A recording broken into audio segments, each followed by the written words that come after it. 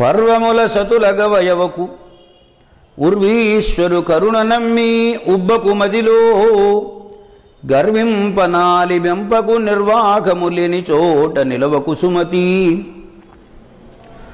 పర్వదినాలని ప్రత్యేకంగా చెప్పారు. అమావాస్య, పూర్ణిమ ఇటువంటి పర్వదినముల యందు భార్యతో సంగమాన్ని కూడదు అని చెప్పారు. అలాగనే రాజుగారు కొంచెం చనువిచ్చి ఒకప్పుడు దయ చూపవచ్చు. అబ్బో, నా మీద రాజుగారికి ఎంత గౌరవం, ఎంత ప్రేమ అనుకొని ఉబ్బిపోవద్దయ్యా. ఎందుకనంటే రాజుగారి కరుణ క్షణికమైంది. ఎప్పుడు ఏ క్షణంలో ఎలా ప్రవర్తిస్తాడో వాడికే తెలియని పరిస్థితి. మదిలో గర్వింపకు నాలి బెంపకు. గర్వింప అంటే గర్వంతో కూడినటువంటి భార్యతో ఆమె గర్వపడే విధంగా నీ పోషణ ఉండకూడదు. అటువంటి ఆమెను పోషించవద్దు. నీకు పోషణ జరగని చోట నీవు నివాసం ఉండకూడదు, ఆ ఊరిలో ఉండకూడదు. అందుకని అప్పిచ్చువాడు వైద్యుడు నెప్పడు నెడతెగపారు నేరును ద్విజుడును చొప్పడిన యూర నుండుము చొప్పడకున్నట్టు యూర సొరకుర సుమతి అని ఇదే సుమతి శతకంలో మరో సందర్భంలో చెప్పారు. తను జీవన విధానానికి ఇబ్బంది లేని చోట నివాసం చేయాలి కానీ, కాపురం ఉండాలి కానీ, జీవనం జరగని చోట పస్తులు పడుకుంటూ ఎన్నాళ్ళు కాపురం చేస్తా ఆ ఊళ్ళో ఉండి ఏమీ ప్రయోజనం లేదు.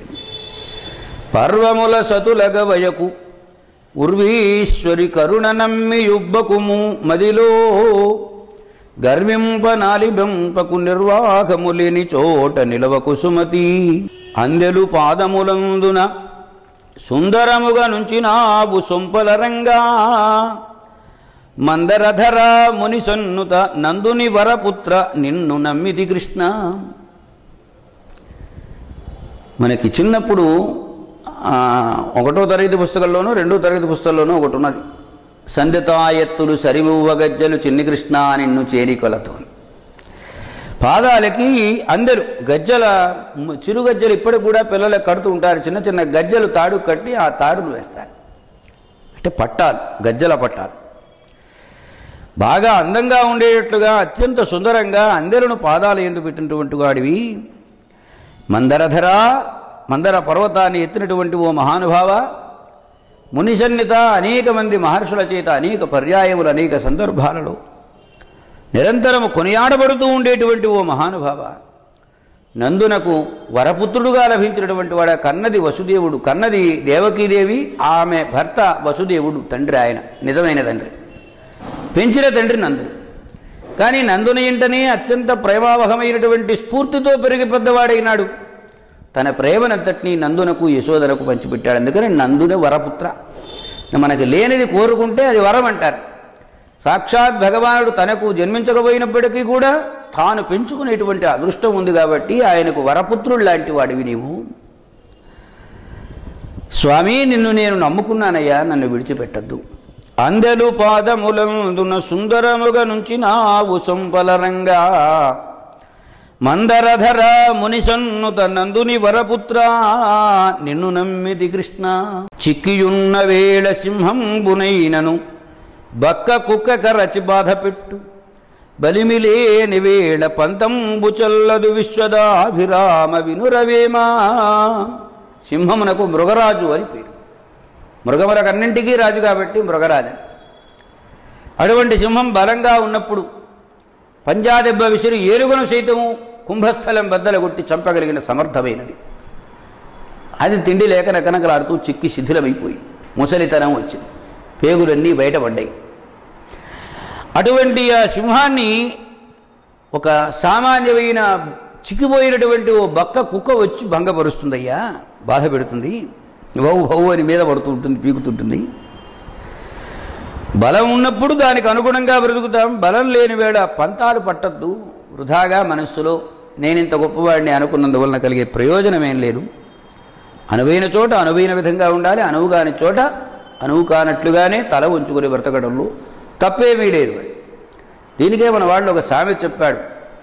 వర్షాకాలంలో ఉద్ధృతంగా నదులు ప్రవహిస్తూ ఉంటాయి. ఆ నది ఒడ్డున ఉన్నటువంటి మహావృక్షాలు కూకడి వేళ్లతో సహా పెకలించుకొని పడిపోతాయి. ఎందుకంటే నేను చెట్టుని అని బిర్రబిగుసునే ఉంటుంది. అది ప్రబ్బరి మొక్క అని ఒక చిన్న మొక్క ఉంటుంది. అది నీటి ప్రవాహం వచ్చినప్పుడు నీళ్లలో అలా తలకాయ ఉంచేస్తుంది. నీరు ప్రవాహం అంతా శుభ్రంగా ముందుకు వెళ్ళిపోతుంది. తర్వాత అలా లేచి మామూలుగా నిలబడుతుంది.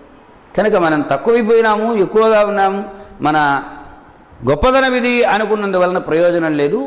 సరైన సమయంలో సరైన విధంగా ప్రవర్తించడమే ఉత్తమమైనటువంటి మార్గము సుమా అని చెప్పారు. చిక్కియున్న వేళ సింహం బునైనను బక్క కుక్క కరచి బాధపెట్టు, బలిమిలేని వేళ పంతంబు చల్లదు విశ్వదాభిరామ వినురవేమా. దురమున దాటకందునిమి ధూర్జటి విల్దును మాడి, సీతము పరిణయమంది తండ్రి పనుపల్ ఘనకానన భూమికేగి, దుస్తర పటు చండకాండ కులిశాఖతి రావణ కుంభకర్ణ భూధరముల గుల్చి దీవెగద దాశరథి కరుణాపయోనిధి. రామావతారాన్ని మొత్తాన్ని ఒక చిన్న పద్యంలో చెప్పారు. దురమున తాటకముదునిమి, శ్రీరామచంద్రుని తాటకా సంహారం, రామచంద్రుని రాక్షస సంహారం తాటకా సంహారంతో ప్రారంభం. విశ్వామిత్రుడి వెంట బయలుదేరి ఈ తాటకను చంపవయ్యా అంటే, ఒక స్త్రీని చంపడం ధర్మమా అని కొంత ఆలోచించి గురువుగారి మాటకు ఎదురాడక ఆ స్త్రీని సంహరించాడు, రాక్షస స్త్రీని. పరమేశ్వరుని విల్లును విరిచాడు. సీతను వివాహం చేసుకున్నావు. అలాగే తండ్రి పంపగా 14 సంవత్సరాల పాటు అరణ్యవాసం చేశావు.